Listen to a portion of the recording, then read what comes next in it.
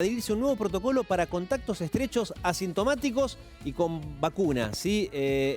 Los detalles los brindará probablemente mañana. No, probablemente no, los va a dar mañana Fernán Quirós. Pero lo que dijo Felipe Miguel en la conferencia de prensa que habíamos en vivo hoy temprano, en medio de la presentación de Chapa Arretegui como secretario de Deportes, es que la ciudad adhiere. Dijo que va a adherir por segmentos y no contó nada más para no meterse en el terreno de Fernán Quirós, que mañana lo va a explicar con más claridad.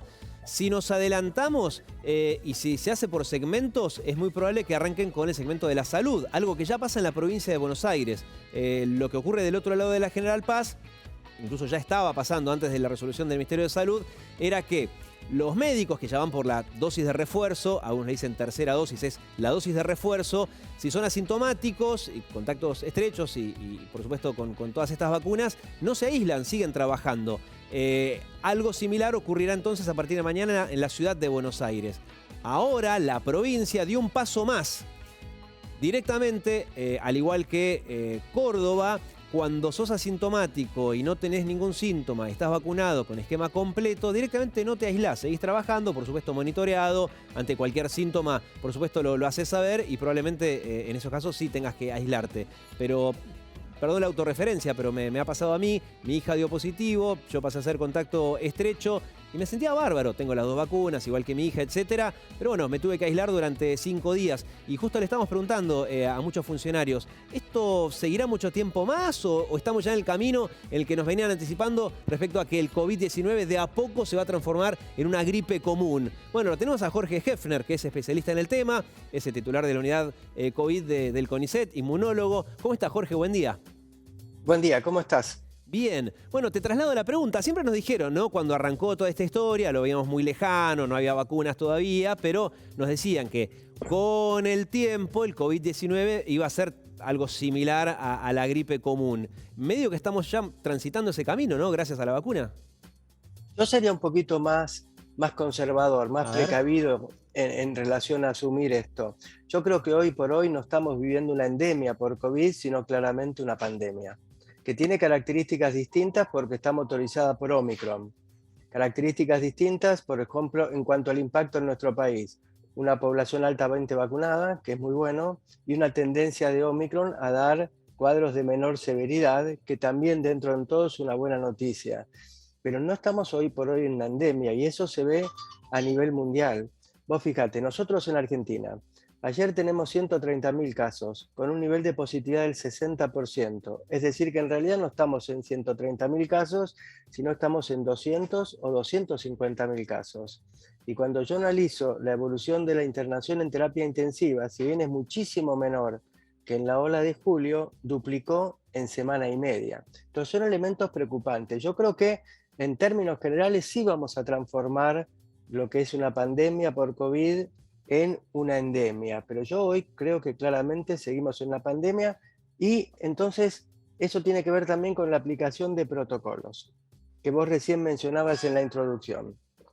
Yo creo que lo del personal de salud siendo contacto estrecho y pauta de vacunación completa, la verdad que no es ideal, pero bueno, es necesario porque si no despoblamos de profesionales de salud a los hospitales, entonces es necesario que se incorporen aún siendo contactos estrechos, aunque esto le suma una presión más. Ahora, para el resto de la población, yo tendría una actitud más conservadora en un momento que realmente el número de contagios está por las nubes, por Mm, las nubes. claro. Y en Bueno, cuanto a... Sí, y te no, hago un solo punto. Sí, ahora me vas al punto, sí. decime. Igual yo en la pregunta no iba respecto a que ya estamos en una endemia, claramente estamos en una pandemia, sino que me preguntaba si no era el camino que iba a terminar eventualmente tratando a el COVID como una gripe. No digo que sea algo que ocurra No, hoy, no, ¿no? no. Ni mucho menos. Digo, Es, es lo que nos dijeron que iba a ocurrir. Lo que pasa es que no sabemos cuándo va a pasar eso, pero medio que el claro, camino es ese. ese es el punto. Y Ok. hay dos escenarios posibles para la Argentina. Y me Uno decías el de de un tercer punto Sudáfrica. que interrumpí. Sí, no, el tercer punto es que tenemos que sacarnos de la cabeza la idea de que el COVID es una gripecita, porque eso no ayuda, no ayuda a la medida de protección y no refleja una realidad. Vos fíjate, yo te paso una estadística, un solo dato. Por año en Estados Unidos fallecen 25.000 personas por gripe. 25.000. Ayer en Estados Unidos, en un solo día fallecieron 2.200 personas por COVID. Es decir, que en el año, si vos extrapolás ese valor, estás hablando de un número que lo supera en 50, en 70 veces. Claro. Entonces, ¿se va a transformar en una endemia? Sí, pero hoy por hoy estamos en un momento delicado. Muchísimo mejor estamos que en julio, pese a los números, por vacunación, en primer lugar, y por la tendencia de Omicron a dar cuadros más leves. Pero sigue siendo una situación. Yo no aceleraría para toda la población medidas de liberación de los contactos estrechos en este momento, sino cuando empiece a bajar significativamente la curva. Pero ahora estamos arriba de Claro. todo. Y ahora, en todo caso, sí estarías de acuerdo en que sea para sectores estratégicos. Antes le decían esenciales, ¿te acordás cuando estaba con la cuestión de los permisos? Arrancaron con el sector de salud, más esencial que eso hoy no hay. Pero bueno, algunos decían, bueno, seguridad, la policía, guardia cárceles o mismo transporte, ¿no? Se están viendo problemas no solamente en los aviones, en los ferrocarriles. Hacerlo de manera segmentada, empezando por esos sectores, Puede ser, puede quizás ser, iría por ahí. habría que analizar cada segmento, pero es Mm, posible.